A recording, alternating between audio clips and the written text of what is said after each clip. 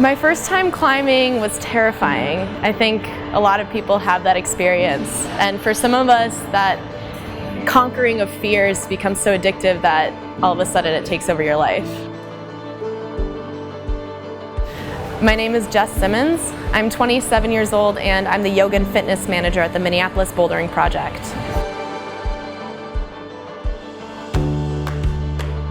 My hobby is rock climbing. Climbing factors into my life more than anything else. I started when I was 22 and woke up when I was 27, working full-time at a climbing gym. All of my traveling is for climbing. All my friends are climbers. Recreationally, when I have free time, I climb. So it really is pretty much everything. There's really obvious ways in which yoga helps climbing, such as the balance, the ability to stand on one foot, the core strength, the oppositional muscle groups. You do a lot of pushing in yoga, a lot of pulling in climbing. But I think even the more beneficial aspects are less easy to see, such as moving with your breath, working through discomfort, staying mindful, staying present as you are in the midst of challenge and difficulty. Technically, when you're climbing indoors, you're always looking to challenge yourself, because just like anything else, it's working on those things that you're not naturally as good at that brings your level up overall, even though sometimes it can be hard for your ego, it can be hard to feel like you're not good at something, but it's facing those fears and facing those discomforts that inevitably makes you a better climber.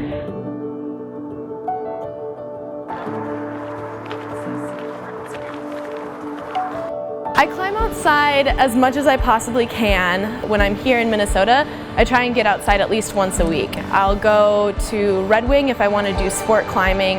I'll go to Taylor's Falls if I want to do trad climbing. I'll go to Sandstone if I want to boulder. So it really just depends on the day.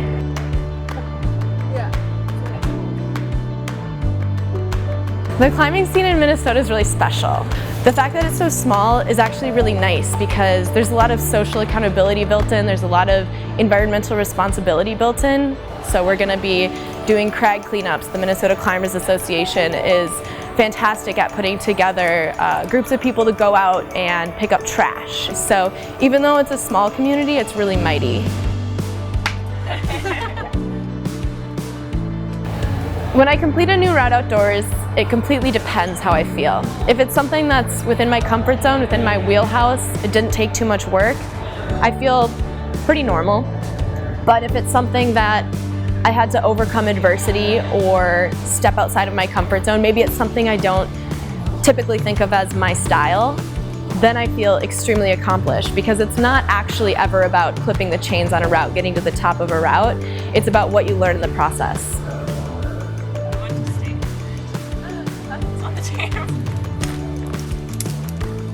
I'm psyched that we all got out to Red Wing. This is really cool.